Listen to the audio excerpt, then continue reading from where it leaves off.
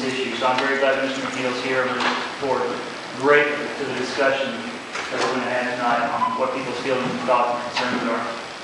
Last week, I published another column that goes into the Pocahontas Times.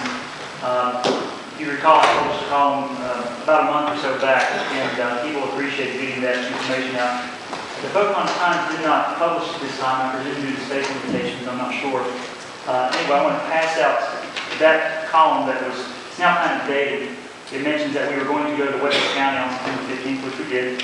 And it talks about some of the options that we're considering as a county commission. So please pass these around. I made 40 copies of probably not all of that.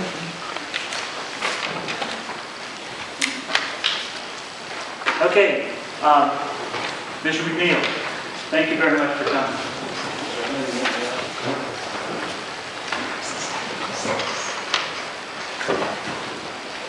We want to thank the County Commission for inviting the Farm Bureau to talk and share our concerns and views about this. Just a little bit of background on the Farm Bureau is it is a national organization. And it's I don't know the numbers nationally. I'm sure someone here does, but in the state there's about 24,000 members, at least will be by the end of the month, and we have close to 300 in this county. A little over half of those are farmers. These are farmers that are out there every day dealing with growing crops, selling crops, and unfortunately all the regulations that come with everything we do. It seems like we're always fighting something. We like this farm. And in some of our cases, sometimes we'll farm for 1 day and fix equipment for 3 days. But it's just one of those things that we like to do.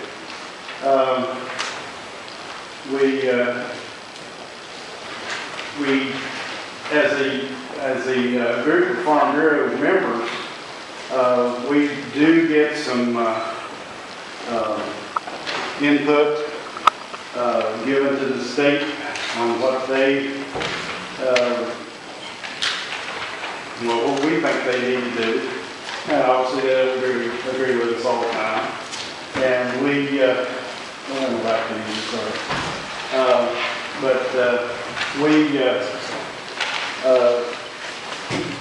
Over the years, Farm Bureau has progressed to the point that we have seemed to be fighting more and more for things that we think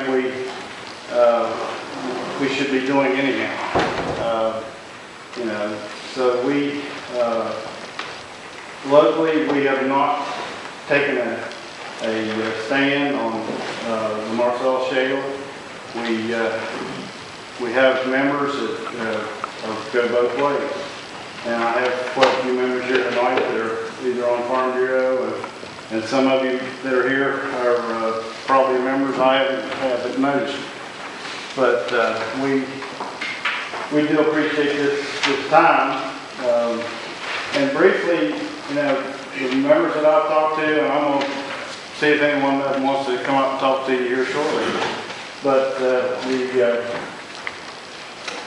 our concerns are like a lot of people have about water. We want to make sure that we keep our good water because that's our livelihood. We recognized it even more this summer and last summer with the drought. The other thing that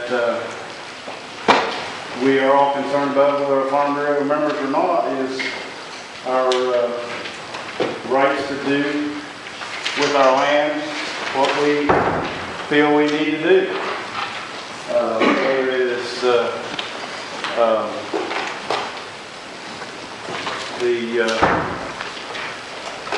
right to lease or the right to, on the other side, the right not to go into forced pooling. So, we have issues all the way around, and we, like a lot of you, are concerned that the legislature really kind of dropped the ball last winter and not stepping up to this issue and kind of addressing it for all of us.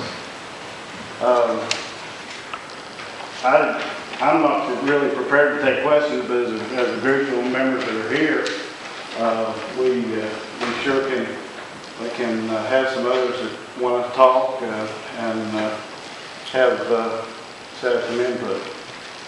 You know, when we went to the Water Task Force meeting that was just for farmers to come and talk, one of the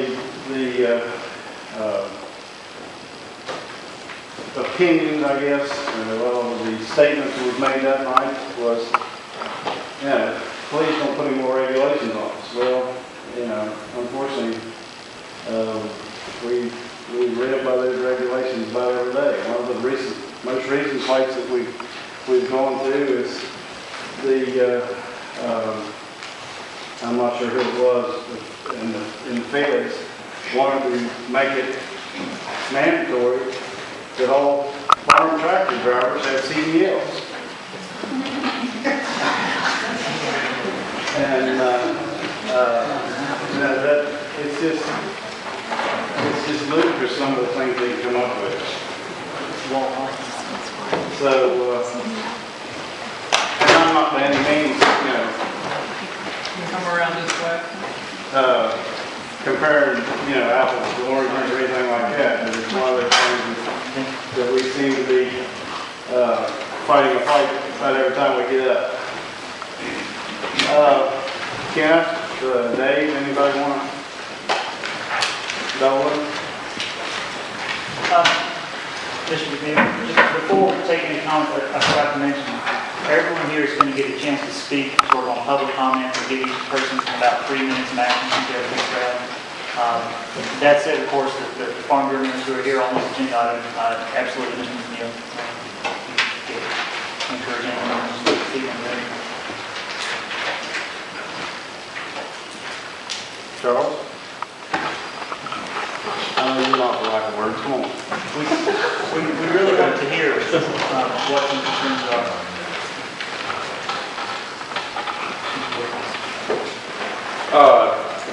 Donald's already kind of laid out some of the, you know, the broad principles, you know, the Farm Bureau is working on.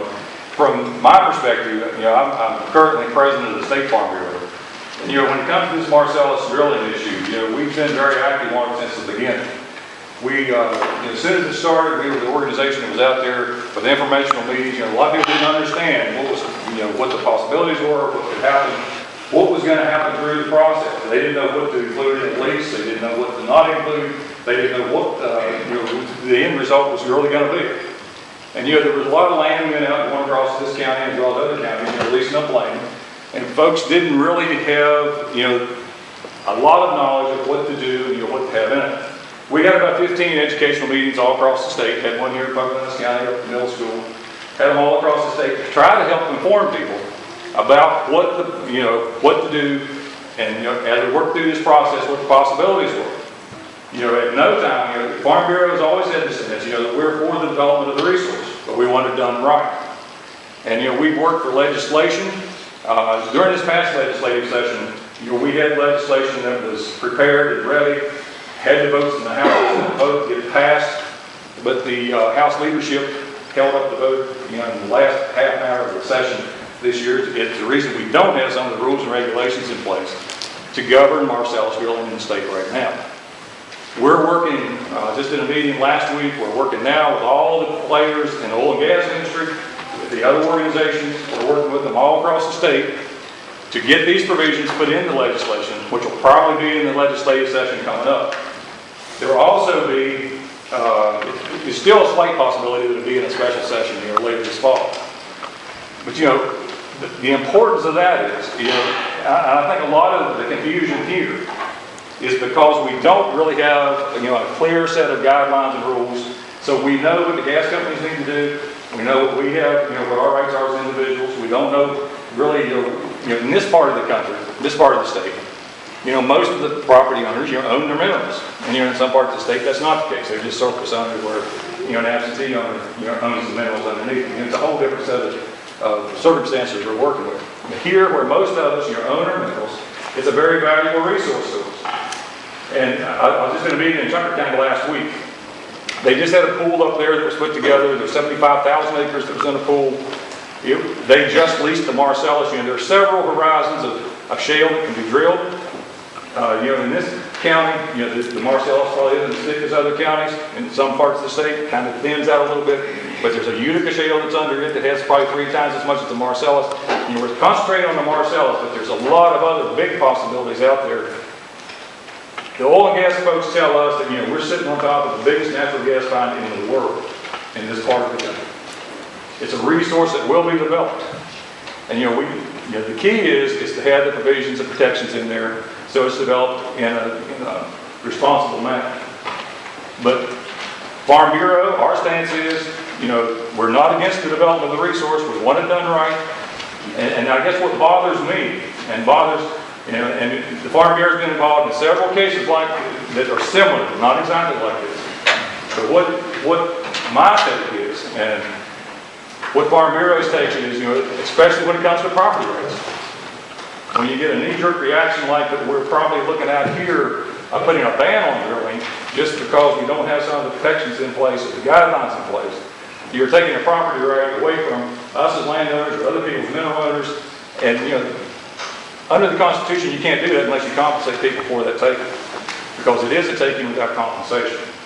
So, that's somewhere, the Farm Bureau, at the state level, at the national level, if this proceeds, and, I know Bob Bastos has been hired, to work on this. I've known of him for a good while. He's been involved in several causes here and there. But, if we go down that route of legal challenge, and trying to take rights away from folks, there will, I'm not, making threats. I'm just telling you what the outcome will be. It depends on how much money our county commission wants to waste as far as, pushing this issue, because it will be carried up, it will be challenged. And it is a precedent-setting case that the Farm Bureau will be involved with. Because you can't take that property right, because that oil or gas, whether or not I agree personally or not, with manners and the extraction methods or whatever, that resource is owned by that property owner. And you're going to take the right of that resource away from the property owner, there has to be compensation under the Constitution. So, that's the part that bothers me.